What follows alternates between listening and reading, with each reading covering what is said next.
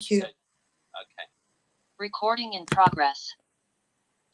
Now, Russia's attack on Ukraine, civil war in Yemen, and fighting between Ethiopian government and the Tigray forces in Ethiopia have caused international outrage. People around the world feeling the stress and fear of watching violence on our TV screens and wondering what will come next.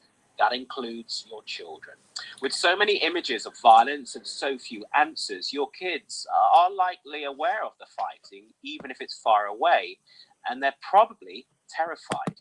It can be daunting to talk to kids, especially younger ones, about war, and it may feel better to preserve your little one's bliss by keeping the topic out of their awareness. But just because they aren't hearing it from you doesn't mean kids aren't getting information elsewhere. To talk about this and how to address the psychological impact of living with war and COVID, I'm joined now by our resident doctor, as always, and we love her on the show, Dr. Shesley Mudlar. How are you? I'm great. Thank you, Trevor, and great to be back on the show as a resident doctor. Thank you for the opportunity to talk about mental health. As you know, in the current situation, we've just had COVID. Now we're looking at Ukraine and the war, and the impact psychologically is huge. So how do parents, I want to start with the war on this, how do parents navigate appropriate and I suppose reassuring conversations with their children about conflict? I think it's really difficult, but I think the most important thing is that parents need to be able to be open and honest with children. So they need to explain to them what the reality is. And I think sugarcoating it or hiding details, obviously, they might need to do to obviously protect children from the harsh realities of what's going on. But I think being open and honest, listening to children, hearing what their anxieties and fears are about what they are hearing is important. So I think, to be honest, it's just opening that line of communication and being there, being present to be able to hear whatever your child wants to talk about. It's difficult because it's happening not just in Ukraine, it's happening all over the world. It's happening on social media. So people are hearing it on TV, on radio, on social media platforms, at schools. So even if you're not in Ukraine, there's children and families that are concerned about their loved ones in Ukraine as well. So I think it's really about communication, supporting, listening, giving them a chance to air whatever anxieties and fears they have.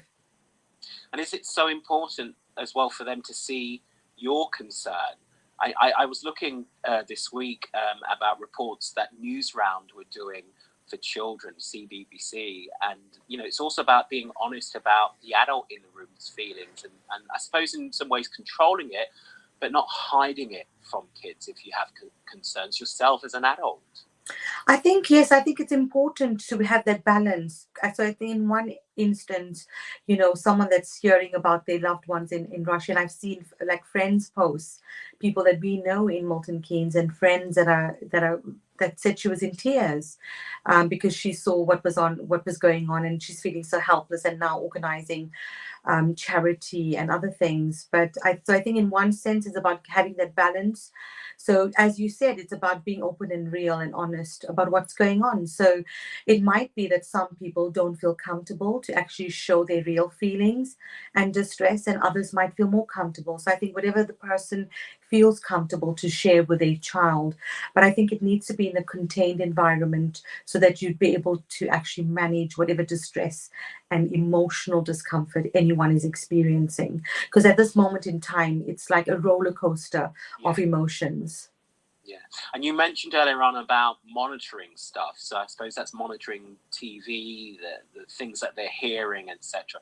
But how do you monitor all of that extra stuff on social media and all of that, which your children are getting thrown at them, constantly? How do parents, I know you can put on blocks and all these things, but we know kids are so intelligent, so smart. My nephew and niece teach me about how to do things. I'm like, oh my God, okay.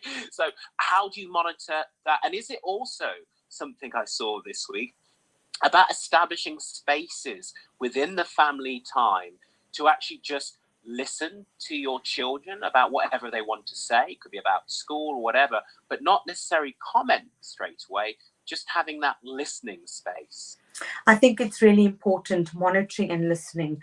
So, monitoring, yes. So, whatever's going on social media, have specific times when you want to check social media and have those discussions. So, even for us in our household, even though we're not directly affected, we will have times when we will talk about it. So, I think set certain times when you are checking social media, when you're updating your family and loved ones around you, and especially when you're communicating with children. I think taking breaks, as I put on social media as well, on Twitter, and because I've done a book, Pandora's Box Unleashed, talking about the effects of social media, it's important to monitor how much of time you're spending. So take breaks, update yourself. Just to know about what's going on. Don't get overwhelmed and find other positive ways. I mean, the Guardian newspaper suggested 3 ways in which you can help. So, one is obviously offering help by supporting charities and organizations because there's enough of that's going around. The second thing they suggested is supporting news agencies, so and whatever news that is going on. And the third thing is doing positive things. So instead of obviously looking at all the negative that's going on, which is easy to be consumed by watching videos of bomb blasts, explosions, pictures of children, that's heartbreaking to see what's happening in Ukraine, and then feeling helpless. So I think find ways, positive ways in which you can help. And also, sorry, the last thing was contact your local MP and raise your views. So I've actually done all 3 of those, and that was a lovely article from the Guardian, which I would suggest having a look at and doing something positive. Absolutely. But can I talk, and for you really to talk directly to parents, you've talked about talking with their child, but it's also about the language and how they talk with their child. And some parents don't feel equipped to sit down and talk with children about conflict. Also coming out now in terms of the roadmap of COVID and what we've experienced over the last 2 years, it's finding that language. So what can you say to parents in how they sit down and start those conversations of reassurance and open dialogue? I think, again, it's about being open and honest, and it's a really good question. How do we actually approach it with children? To be honest, Trevor, and I've got three young kids, and I see a lot of kids around me. Our kids have gone through COVID, as you've said, and now it's now the Ukraine crisis with Russia, and they are so resilient. So I think, and also you must understand, they are also influenced by what's going on in media and people that they follow, and books they read, and music that they listen to, games that they play. So they would have somehow come across issues about war. They learn it in history. So I think what it is, using examples of what has happened in the past.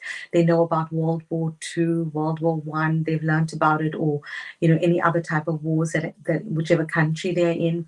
So just using an example of what a war is, what is conflict, and why people are fighting, and that obviously it's a very challenging, difficult time, and we don't need to feel so helpless in one instance, and we can do things to make a difference. So my children came home, and they said, "Mom, we need to get some cans. We've got emails from school. We need to take cans for the people in Ukraine." So that's an example of changing this whole negative situation, this crisis, this distressing feeling of not being able to help anyone, and watching from afar what's unfolding before our eyes, and the whole world is watching what's going on, and concerned about Ukraine. We all are, and we all are praying daily. So I think what it's about is just being open and honest, and getting them to do positive things. So taking charity, to school, talk, so they know about it. I So love this. yeah. I love this. I love this. Whilst I've got you, I do want to talk about the recent, well, I say recent, it was at the beginning of the year, the U-turn on compulsory NHS staff jabs. And as a doctor working within NHS, and just, we've talked about this, we've talked about colleagues as well, and you've given your sense of where you feel. But where are we now, and how is that reassurance, I suppose, within the NHS that ministers aren't pushing for health workers to take the jab? Has that settled within NHS health staff and care staff as well, even though there's still the issues around care staff? how is it? Because I didn't have a chance to catch up with you, and I really want to get a sense of your take on all of this. Yeah, no, I mean, it's great that we're able to talk about the update because it's obviously affecting thousands of healthcare workers working on the front line, that we depended on, our NHS heroes, and people working in the private sector. So I work in the private sector. I'm familiar with what's going on in the NHS, and definitely the news, obviously, for those who did not want to get vaccinated were going to lose their jobs. So the government has revoked this decision, which is huge because it means that people are not necessarily needing to get vaccinated, so they don't need to have any of the vaccines and they can continue to work. So we did talk about. But to be fair, the government is keeping it under review. They haven't said completely no. What they're saying is we'll keep this under review. So this could come back again at some point. Yes, and to add to that, definitely they will be reviewing it, and I think I'm not surprised by the decision. I think it was a catch-22 situation where the government felt pressured that they were going to lose valuable NHS staff. It was going to put a strain and burden on the NHS and private sectors. A lot of people were going to leave and have left their jobs. So, and as much as about pro-choice, it's also about thinking about the risk and benefits of letting all these staff go, because if they made the decision, if it remained compulsory, they were going to lose a lot of staff, and it would have affected the delivery of safe and effective healthcare. So I think, to be honest, they were in a difficult position. But as you've rightly said, that they will be reviewing it. It's obviously not that it's never going to change. I think they will continue to review it. The second thing I just want to say is my opinion and opinions from a lot of healthcare professionals and doctors working on the front line. I know for a fact, and we've spoken about it, the vaccines have saved us. They have saved my patients on COVID wards. It saved my family, it saved communities and the whole world. That people that have been vaccinated, we've saved a lot of people through vaccinations. Obviously, it's a disclaimer: get advice from healthcare professionals, whatever your situation is, because every situation is different and there might be a reason why someone can't take the vaccine. But I think the advice is still, Trevor, that even though that the decision has been revoked, you don't necessarily need to have the vaccine to work on the front line and be a healthcare worker, but it will still be under review, and that the advice is that there's enough evidence to suggest that taking the first, second, the boosters, and then maybe the fourth, which is already the fourth booster, which is already being delivered, is important, and people still are being advised to take the vaccine. So yeah, there's a lot of still discussions. I don't think we've heard the end of it, but I'm not surprised because the RCGP did raise the issue, and I think when we discussed it, I think I knew already that there was a possibility the decision was going to be revoked. Absolutely. You actually did. You commented on it. Look, Dr. Chesney, only because of time, we're going to have to cut this short, but I have to get you back on because we also were ahead of the curve talking about vaccinating children, particularly those under 12, and now we're seeing this being rolled out, and also the fear of long-term health implications on our children as adults have experienced long COVID.